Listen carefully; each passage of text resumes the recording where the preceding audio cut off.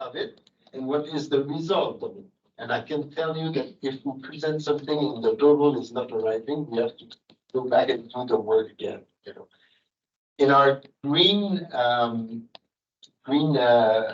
plan, we have the luxury also to review it every 2 years. So if something doesn't work, you have to change it.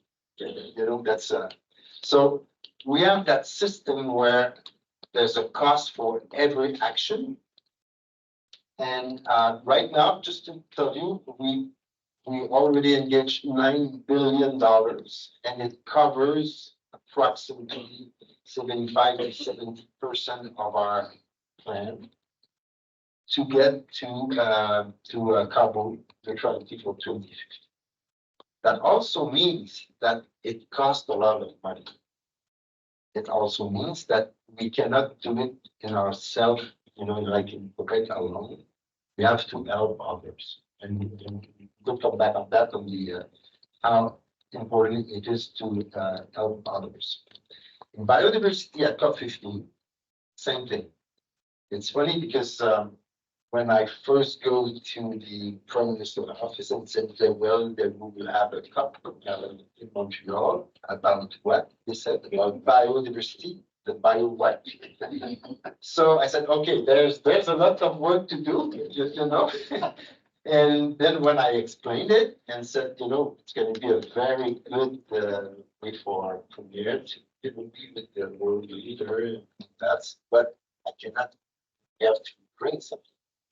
So we finally had a nature plan of $650 million to apply, you know, in Quebec.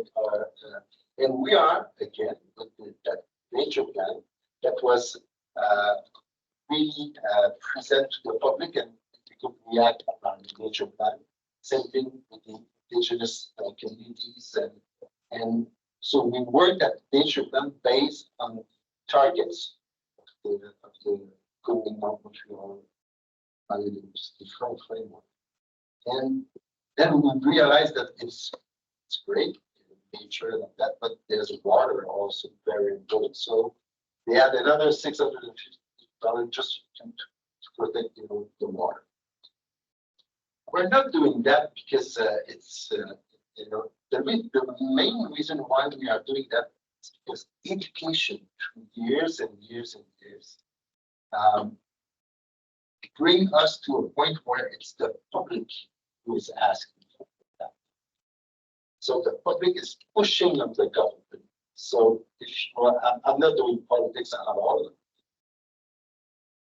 Sometimes. But if they want to be re-elected, they have to follow what the public is asking. So the importance of doing education and you know, trying to bring the public and the civil society and all those issues is crucial for to succeed. The good thing is that the cities and the local government are the first government contact directly with the public. So that link is very, very good. Now, on our side, we have lots of work to do. Because even myself, I started in 2010. I'm still not exactly sure. You know, we have so many names and so many different terms and all that. On our side, we have to do our work also. Because if you don't completely understand, you have to the top. Yeah. So, but yeah, that's the example of Quebec where we are lucky. We have to say it because in a long time ago with California, we have decided to create a carbon market, and that carbon market bring money to the government, and we passed a law where that money has to be reinvested in the environment. You cannot use that for anything else. It has. So since the Paris Agreement, now we got $5 billion to reinvest in the environment, and this is why we are able to have different plans that have real numbers. Thank you, Jean. I think this keywords like accountability, transparency, and continuous feedback from the citizens. I think these were really very, very helpful, which is not only specific to Quebec, but across all local governments. I think that was a very nice sharing us the real implementation, the challenges, and success stories. So let's still stick to the climate and biodiversity, still the Rio Conventions. I want to now go back to our sister partner organization, UN Habitat, a key agency for helping local governments across the world, and then particularly on how Habitat now has been engaged actively in the climate space. There has been numerous references to the CHAMP initiative. So my colleague Leah will take us through this, and then we will continue with other speakers. But I think it's time to hear us about much more in terms of global perspective about what are the latest efforts on climate adaptation. Thank you so much, Yunus, and thanks for having us here. And it's great to have a side event dedicated to this topic, and to be in this room again, where we were for the Cities and Regions Summit. So also congratulations, and thanks to UNED for convening us last Friday. Maybe just briefly before I go into this presentation, and do you think I could steal that clicker? I don't know if that's gonna. I'm assuming that's connected.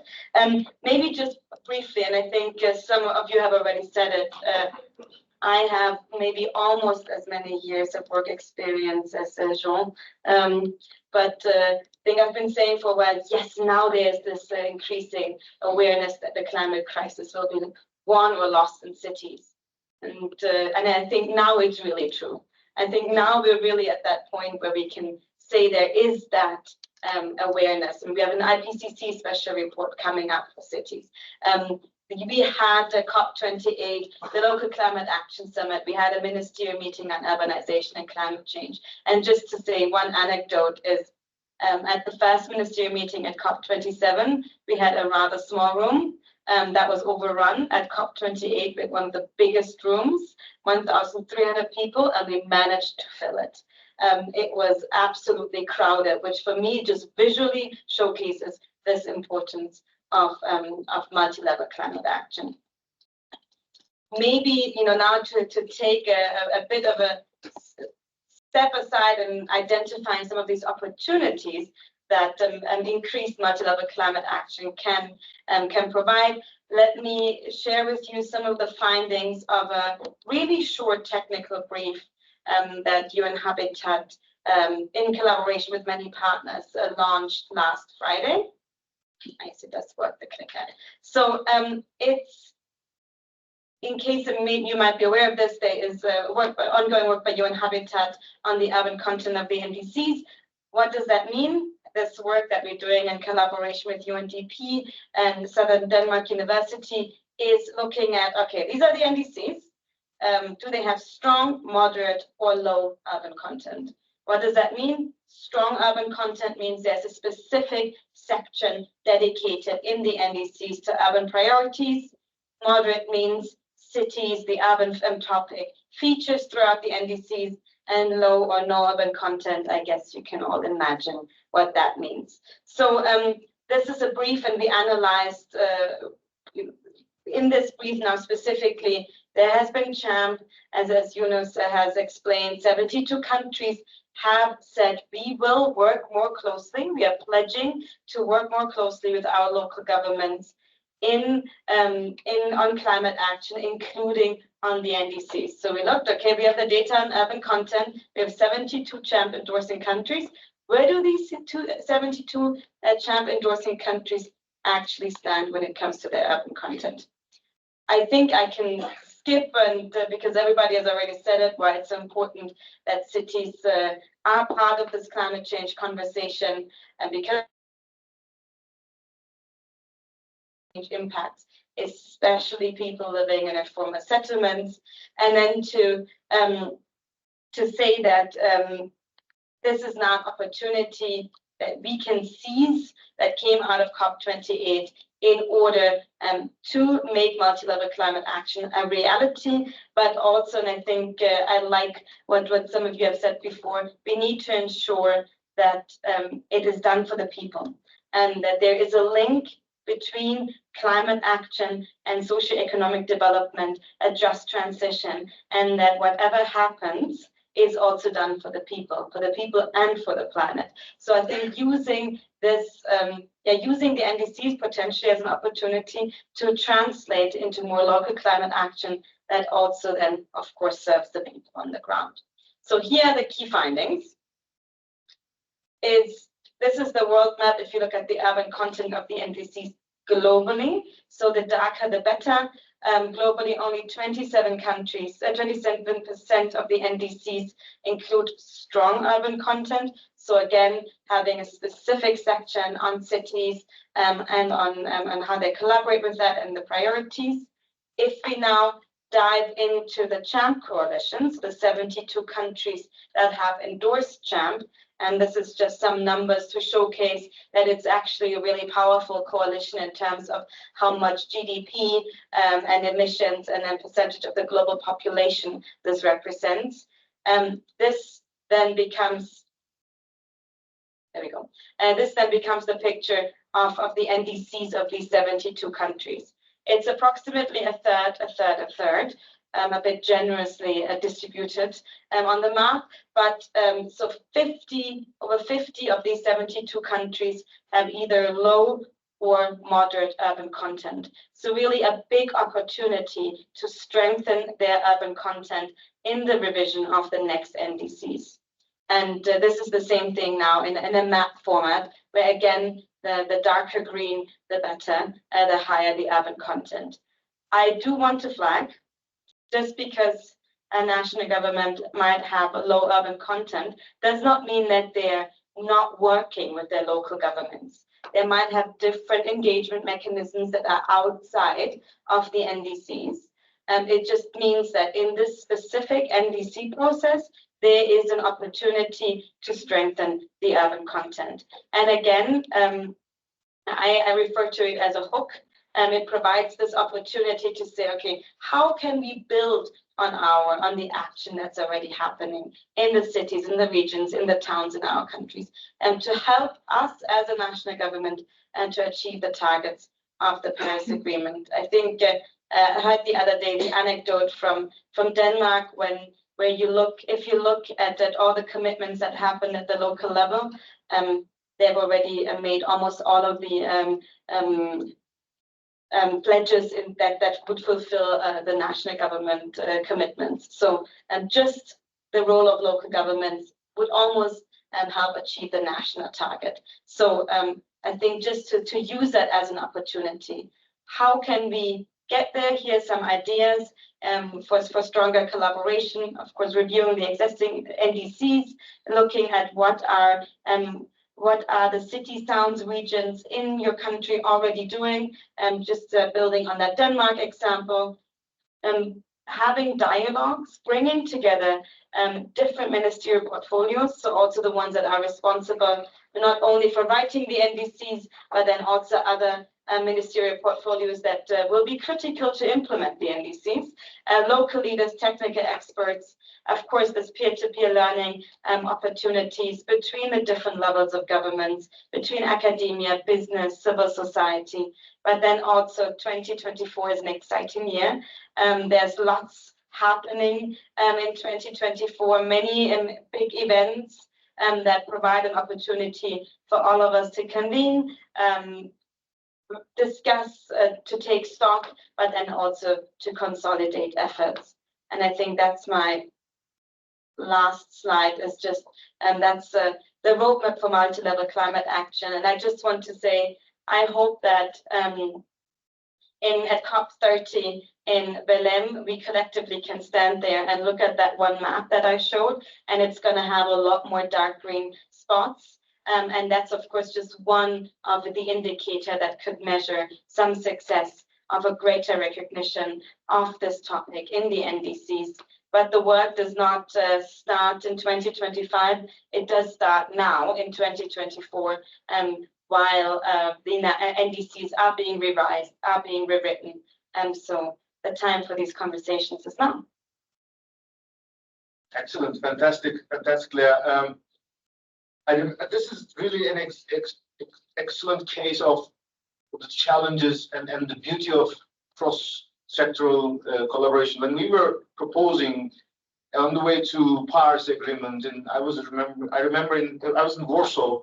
We had the first workshop on urbanization. We were suggesting that the climate ministers, climate community should bring ministers of urbanization. Everybody started to say, why? What's the relevance? And it was so hard to convince the ministers of urbanization to speak about climate at the same time. So that it took us a couple of years, and that's why it was a bit slow job to make concrete results. But it's exactly the reason why the future will be better, because ministers of urbanization are now putting higher on the agenda climate. And ministers of climate are clearly saying that we cannot do this without ministers of urbanization. And we, as local, very happy, because the more they talk to each other better, the better that we can implement our goals and our engagement. In that sense, we are happy to have two national government represented in this room as our guests. They are literally representing the voice of the world. One is from Brazil, the G20 presidency of this year, as well as the host of the Climate COP, and one of the endorsers of the CHAMP initiative. I'm really grateful.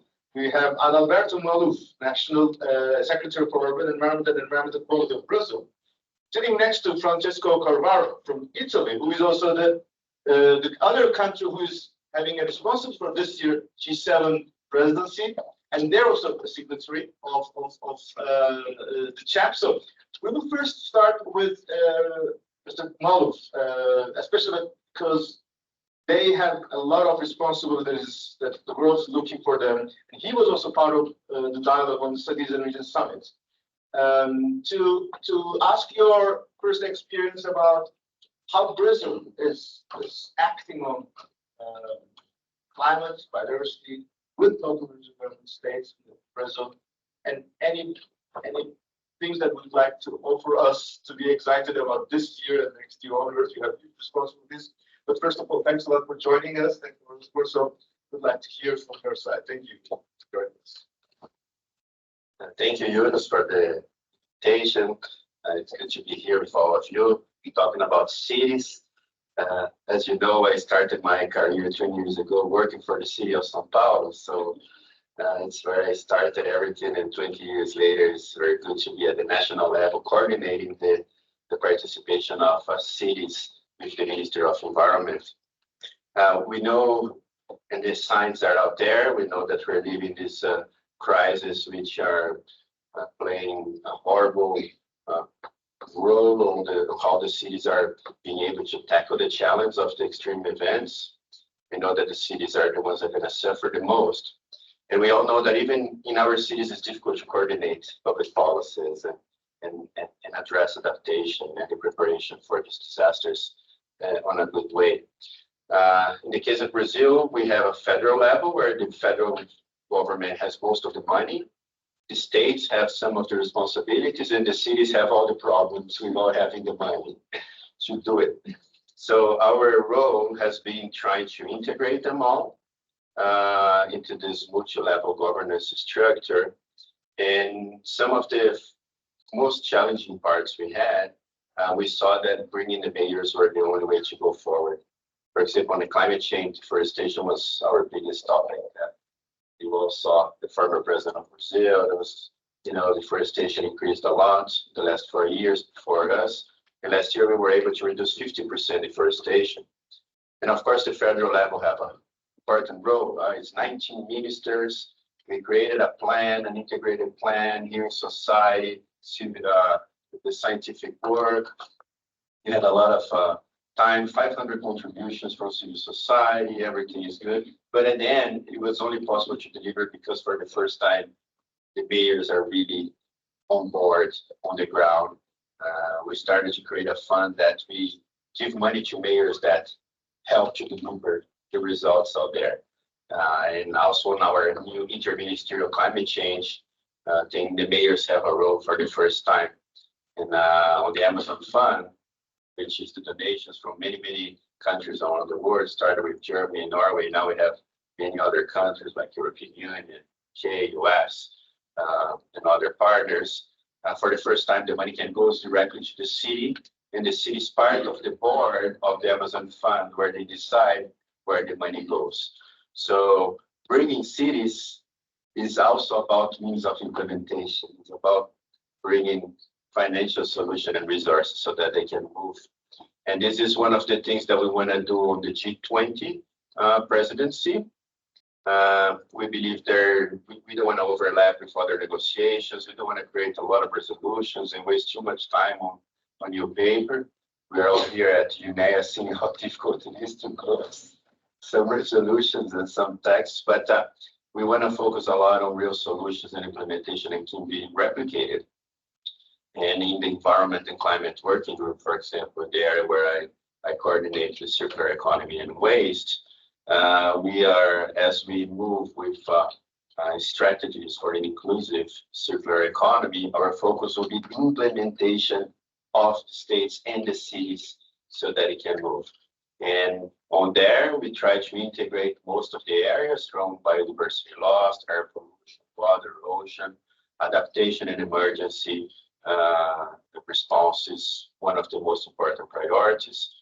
We need to help our cities.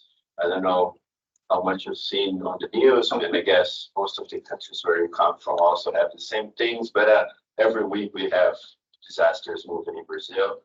And, you know, one day is the biggest floods, and then 2 months later is the biggest droughts in history all at the same time.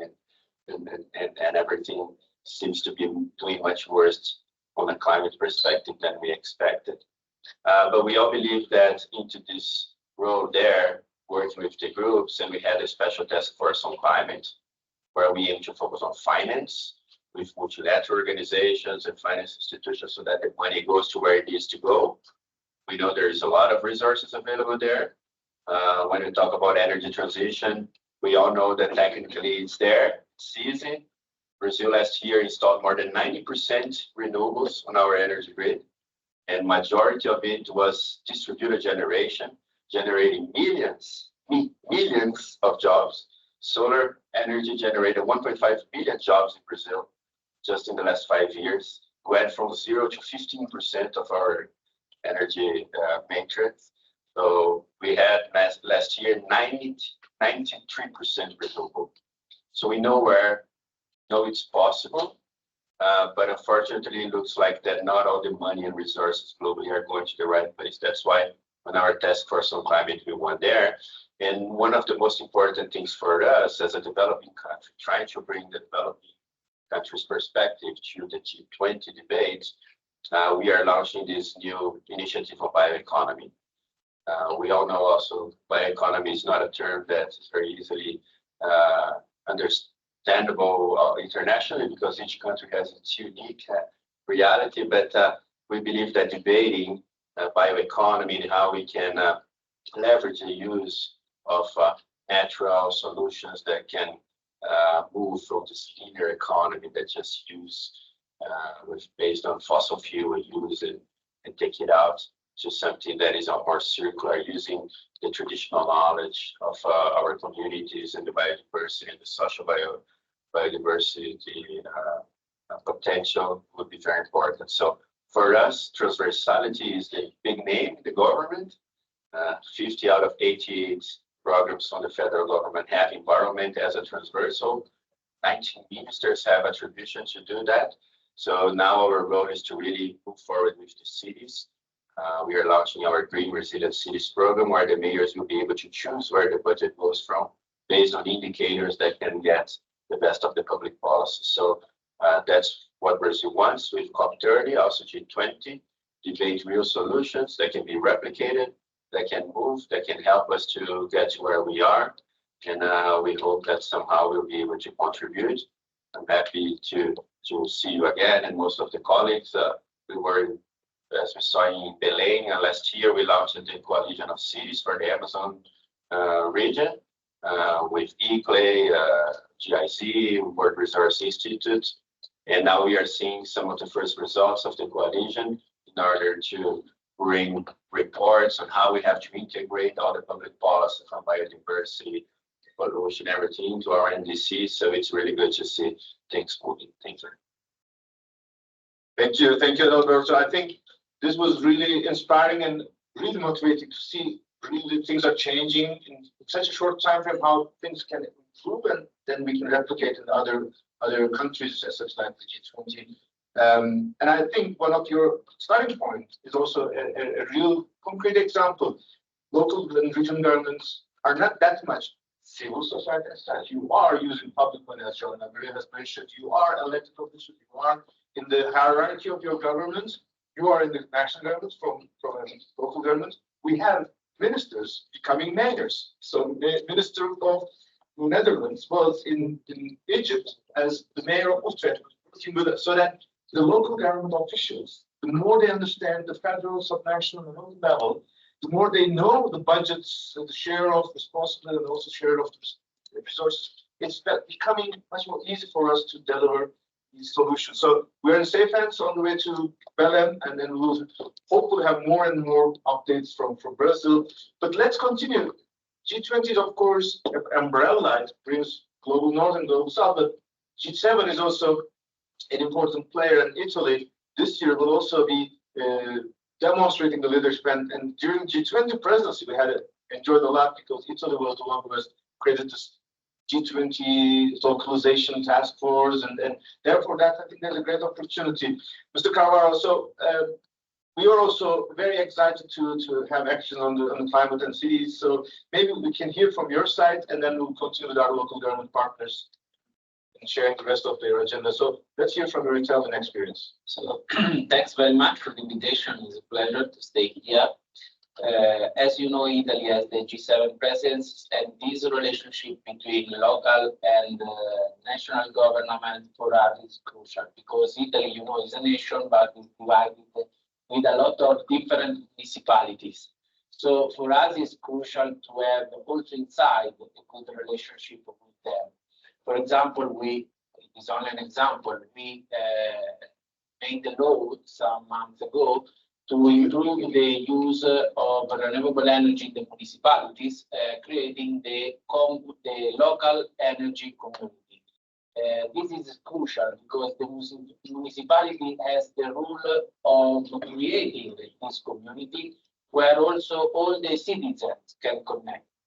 So is to understand how it is important. If we want to really put on the ground the solutions against climate change, to support the environmental, the nature, it is crucial that also at the local level we have the possibility to receive support.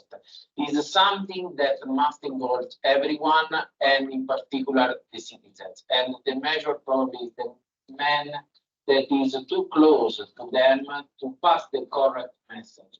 For this reason, Italy is strongly convinced in this. And the climate and energy groups that are working with the partner of G7 is working on it to introduce some statements in this direction to improve the cooperation among the local and national governments.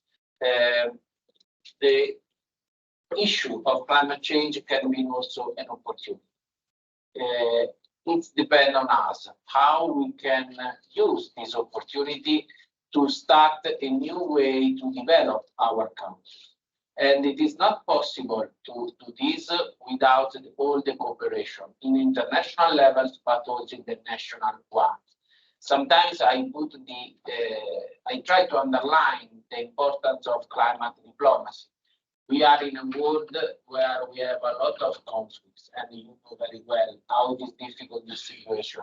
And I started to understand better this participating in the G7 groups. But as I tried to explain, it is necessary to maintain a different level for nature and climate. We need to cooperate everyone, also with the countries that sometimes we have a lot of difficulty to speak. And this is in the international level. At the national one, we need to very much the relationship. For this reason, Italy is very happy to support the alliance because it is crucial this kind of cooperation at the national level. And I assure you that all the attention of G7 is on. Thanks. Thank you. Thank you. These are all music to our ears to be hopeful. And obviously there is also this issue of trust. I mean, the global north taking responsibility, addressing that there are a lot of things that they have to improve and change for the good, is giving us the chance that for the global south that is doing by practicing, and that it's not just one part of the world that has to change, but everyone has to change. And I think this year there is additional opportunity, the legacy from the German and Japan leadership to have the ministers of urban and climate being working will also help us this year to bring the agenda. So thank you very much, and we will share more updates throughout the year. But so MEAs, let's say, Rio Convention Climate, but they are not isolated. There is a lot of challenges in the world that local engineers are participating in. They're trying to address these challenges, emergencies under the given conditions of social challenges, economic challenges, governance challenges, and local engineers are active in this space. We cannot isolate ourselves. And that voice of local engineers are championed by United Cities and local governments for years, and especially as coordinator of the global task force in our agendas across the whole UN agencies. I'm very happy Jean-Baptiste Buffet is with us. Together with Magash, this year two of them are also leading the local authorities major group. So I'd first like to start with Jean-Baptiste. How are we making the connection from Nairobi to the COPs to the high-level political forum, and then hopefully a big agenda in front of us to send up the future? Jean-Baptiste, floor is yours. Okay, thank you so much, and Yunus and to ICLEI for as focal point to UNEP with us for facilitating this session. Three very quick messages from UCLG. The first one, I think, I'm referring to your historical background where explaining before.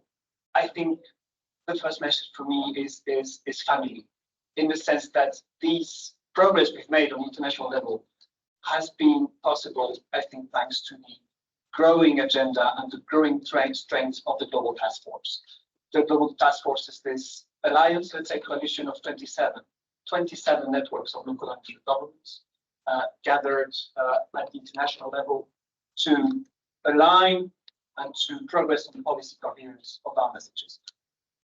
You know, it's a little bit like these two phases that we've observed. Before the GTF, networks doing their advocacy more or less on a separate level. We were cooperating on punctual moments. And when the SDGs were starting, the NDGs were starting to be renegotiated, 2013, we decided, UCLG, ICLEI, among others, founding members of the Global Task Force, to align and to gather our efforts to make our advocacy stronger. And I think the progress we've made, if you only look into those 10 years, is quite huge. We always want to go fast. We want to achieve more.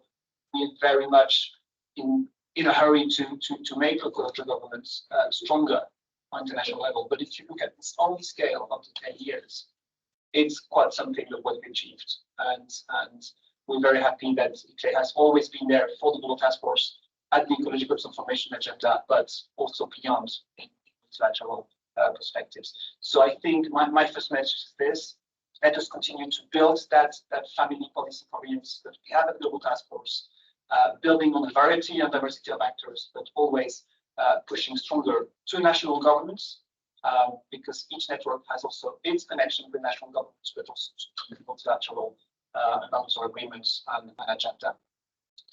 My second message is obviously multi-level, but multi-level and trust. We've been hearing multi-level everywhere. We've been achieving multi-level in the Paris agreements and further. And sometimes you can think it's just a busy word, and that could be abstract to empty. But we've been hearing about experiences here around the state from UN agencies, from national governments. That multi-level increases progress and impact. It does, and we have concrete experiences about that. We've had in CC the Canada dialogues. Now we have the CHAMP, we have the search initiatives. But from the Global Task Force at UCLG, every year we conduct this annual review of localization through the SDGs that are being reviewed at HLPF. And if CHAMP is saying, yes, 2/3 of the countries that have that have engaged in CHAMP are engaged with local governments.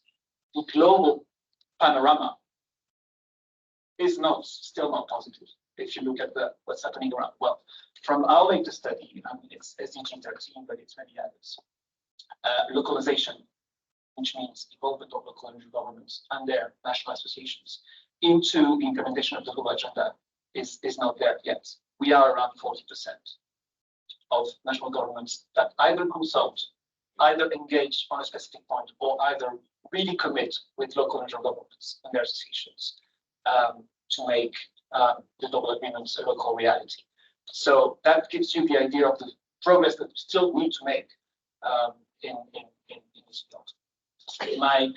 My third comment is linking to that the efforts that we got to keep doing as UCLG, as facilitator of the Global Task Force, but with all the partners into inclusive multilateralism, not only UNE-A, but to the broader UN agenda and to what is being now discussed as a result of the UN 75 report, but towards the UN future. It is obviously great that we have those spaces, like the Citizen Region Summit, that we have the local governments forum at HLPF, that the UN invites mayors to panels. This is obviously great news because 10 years ago, we had to fight for these spaces, and most of the time the door was closed. And this was the reality before the SDGs, even at the very early years of the adoption of the SDGs. Now we are to a very different dimension, and this is obviously amazing. But what we are looking for now, through the results of the UN 75 reports that committed to what they call inclusive and networked multilateralism, is to have a structural involvement, a permanent structural mechanism directly linked to the UN that can facilitate, coordinate, and push for local and regional governments in a broad sense to the UN Executive Office of the Secretary General, but also to all UN agencies that cover in one way or another urban matters, which in the end is almost all of them. So we are in this phase that is very positive, because this UN Secretary General Advisory Group on local and regional governments has been agreed, has been launched, is already working for already 9 months, with its peak at the UN Summit for the Future, with different options on the table. Be a permanent local and regional government mechanism, could be a permanent hearing at the UN General Assembly. Whatever this, and these options are on the table and are being analyzed by member states and will be decided before the UN Summit for the Future. We are looking for this permanent structural mechanism to be approved, but to also shape what is being done in all other thematic or other UN agencies, meaning that this model would be the template for engaging with local and regional governments, also in environmental issues, in all other issues covered by UN agencies towards government. So my point is really going beyond also all the moments where we're engaging, where member states and UN agencies are engaging with local governments, which is very positive, but look towards the long term and towards this permanent mechanism that hopefully would engage way further beyond the UN Summit for the Future. Next year is also the World Social Summit at UN level, where some also the resolutions that are being discussed here at UNE-A on climate justice, for example, will connect. So I will just leave it there on this very positive note that this is happening, that there is obviously a willingness at the highest political level of the UN to engage, and let's just continue as a family to make this happen. Excellent job of this, especially we all aware in these rooms, UN Environment Program, and Habitat are still struggling to find appropriate solutions to stakeholder engagement processes. These are the topics that are still not agreed. So hopefully the UN Summit of the Future, the progress we will achieve, that will also resonate positively. And our experts from these rooms could also be heard in New York and other places, so that we can take lessons from each of the process, get the best out of it, and make it much better. That our sum is bigger than individual additions, because the future definitely will not be easy, neither for cities nor for nations, so that we have to more substantial collaboration. So I have my last two guests. First of all, Magash, I would like to invite him, especially we are seeing that there are established practices and real processes and other processes that we're enjoying to make progress. We are advancing on global sustainability, but there is new topics like pollution, which is not an easy thing to chew. And Magash, together with the rest of our colleagues in Catalonia, Quebec, the global task force members, you have been in the negotiations and you're also in this space. How do you see a new regime being designed? Are we there? Are we making progress? And what can be the lessons learned for other processes that you can share with us? So the floor is yours.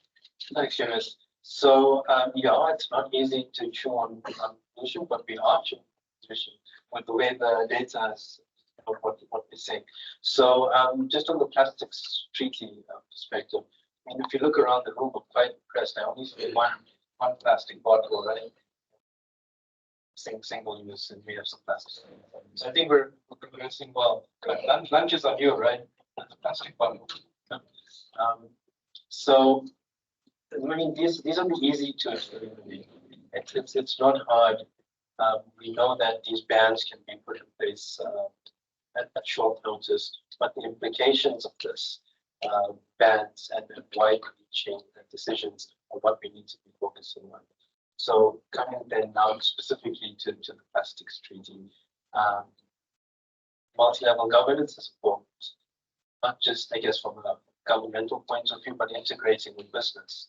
Because a lot of the solutions, a lot of the challenges emanate from various sectors. So we need this integration. Downstream in cities have to address the waste problem. A lot of the plastic then ends up in streets, ends up in stormwater drainage systems. But at the same time, if we're closing industries, what then about social impacts? What about a just transition? Again, as cities are the front line of government, we know that this is where the rubber hits the road, so to speak. What we're seeing, though, is some uptake of our key points. And this is that governments are important, local governments and subnationals are important for the points I mentioned, some of the points I mentioned. And we're starting to see in some of the drafts of the plastics treaty more inclusion of the words local, subnational, although these are in brackets. One of the points we heard during the city summit is that these advocacy interventions and statements we deliver at these types of forums are the end of the road. There need to be preceded by a number of activities. And this is what we're planning for then towards INC4. I think critical mass is important. This is then what we're trying to develop now. So the next few days with some key partners like Quebec and ICLEI and will be finalizing a coalition of cities and subnational governments. So this is then a vital mechanism to get cities on board, to apply pressure so that when we deliver this final message, it's accepted and we then find ourselves outside of the brackets. Sometimes the brackets can be just as bad as plastic pollution, right? So maybe I stop there and hand back to you. Thank you, Magash. For our session, we have our last speaker that I'd like to acknowledge. I started with a host of our session with UNE. We're in the compound in Gigiri, but we have another host. We are in the land of Kenya. We have stakeholders from Kenya. We have also another host, not necessarily in the narrow sense of Nairobi, but we have another local and subnational regional representative from Kiambu County.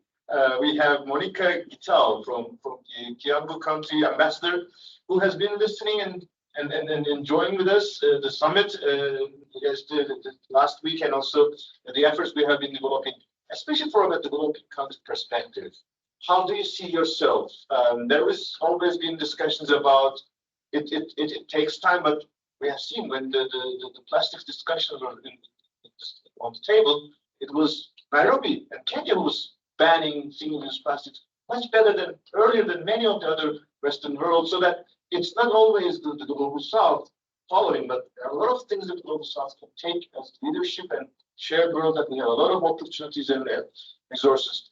Can we hear from your experience of how you're advancing in MEAs in Kiambu County? Thank you. Thank you for joining us. Thank you for giving opportunity. Actually, representing local government, Kenya, specifically Kiambu County, I can see it is. Actually, let me say this is a blossom for us developing countries, and where we be, especially the East African countries, that we actually have got less or very minimal information, insight on this representation to the global organization. Actually, we are happy, and I know most of us will take this home back to our different levels of government, that we will collaborate with you, work with you closely, and actually support the movement on the holy. We've got some challenges. What do we mean by challenges? As we know, different countries, different states have got different levels of governance. Let's take an example of our land, Kenya, where we are the headquarters of the UN Habitat. And again, we hosted the climate change summit last year. Not happy to say that the people at the grassroots have got very, very minimal information, insight on this. But with ICLEI that are inviting us on board, I think we shall have all that it takes, and we are going to work very fast so that we can catch up with you, and placing a request unto ICLEI officials and representatives from different organizations that kindly engage us, practically engage us, provide us with all that it takes to bring our government, our different levels of governance, of government, to ICLEI, to other forums that are dealing with climate change and environment matters. For example, the other day I was furnished with a letter by Cash to take to my respective governor, Kimani. And I'm happy the CS of Environment and Natural Resources actually embraced everything, and he has actually requested the whole coordinating group to visit our department, our directorate. So I'm urging all the other representatives, you can go, even if you're not from local government, but you can go and maybe suggest this to your various levels of government and to the various representatives. Actually, we know that we have seen that the level of governance is very vital in these resolution and policy making forums. And so I would urge all those that are not in ICLEI, that are not stakeholders in ICLEI, to please, to kindly make an effort for following up whether your government will be invited or will be included in the stakeholder ICLEI. So with this, thank you so much.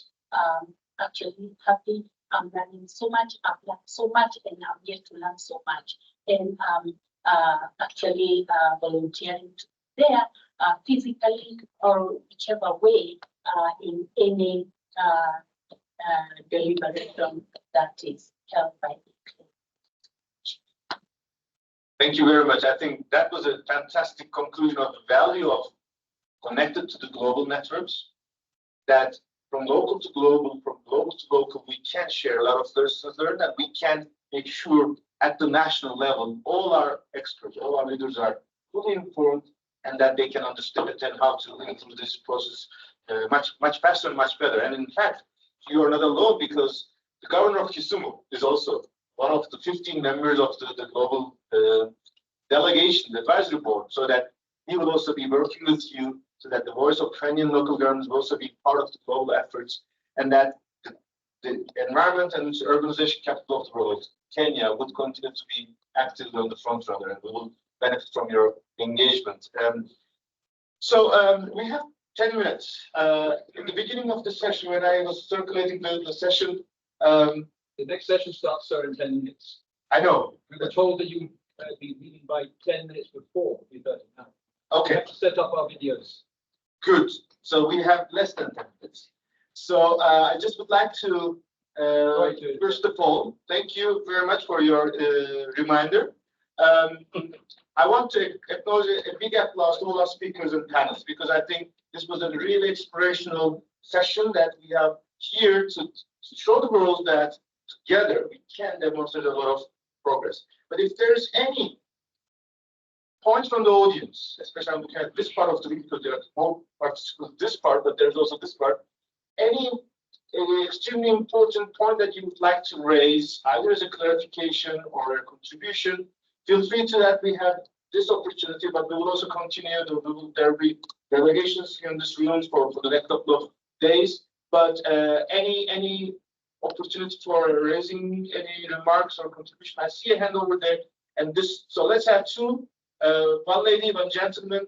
Please introduce yourself, your name, and then point as close as succinct as possible, so that we can continue to the conclusion of the session. You can press the button, because then we can hear you better.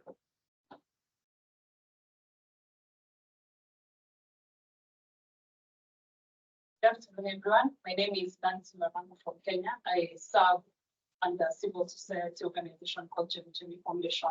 My question is, how do you harmonize the data and what existing data sharing platforms and infrastructure do you have that can actually benefit the civic space? Thank you. I think let's collect the other contribution, and I would like to invite our colleagues if they wish to respond to that one. Please, let's hear from you. Thank you. My name is Hassan. I'm an activist for conservation and environment. So you need it again? I can see UNE-A6 is more serious than past UNE, and I can also see we are heading towards SDG goals before 2030. And as we can see also, the time is running out, only 6 years, is like 6 days to go now.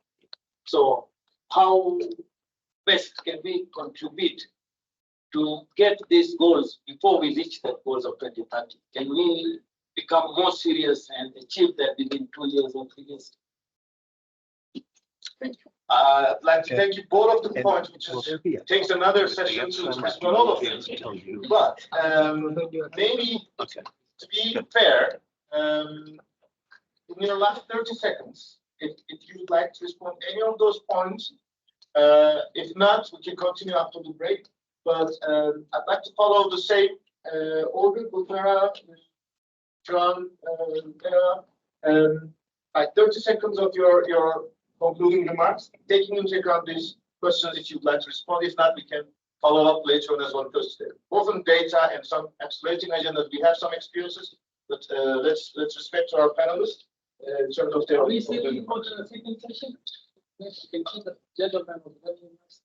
So we will leave the room, but we can continue to exchange the cards and then can follow up the questions, but we have to leave the room in order to respect the others. So last 30 seconds, you can skip if you want, but this is the opportunity for your last rounds. Thank you. On the data, I think we need to go on with much more than we do now, because still the data information is so actually have we would have like a database of all the contents and materials in one place. That's spread it in different places.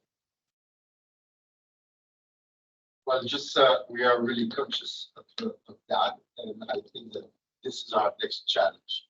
Just be sure that we really coordinate ourselves in a better way and be able to involve the applicants, with one single move. And to answer also, I'd say that we will not have any victory we work in silos and we don't into. This is the key thing, and I think that again we have a lot to do.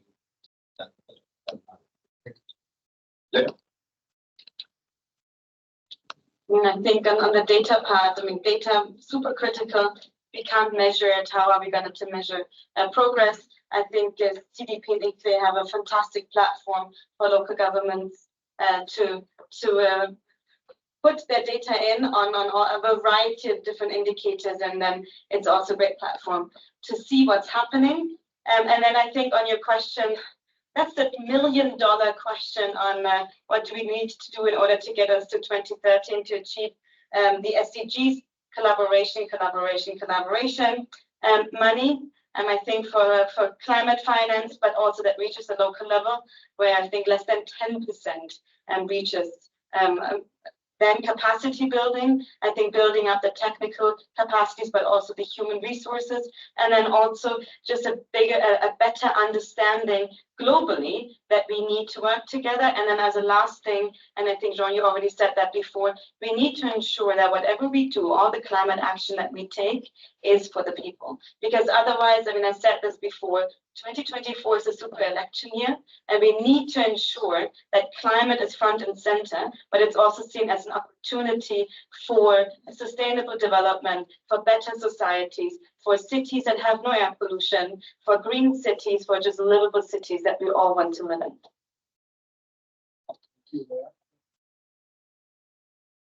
30 seconds.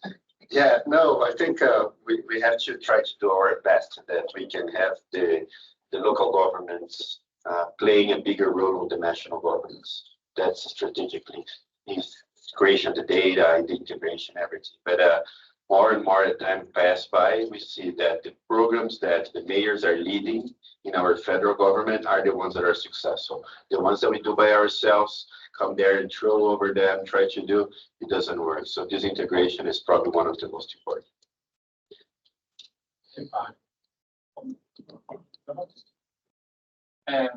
Urgency on SDGs towards acceleration of localization. If member states, but other financial institutions or multilateral institutions understand the power of localization and can accelerate through the matrix of 3 elements: governance, financing, capacity building, I think we can be closer and closer to get SDGs.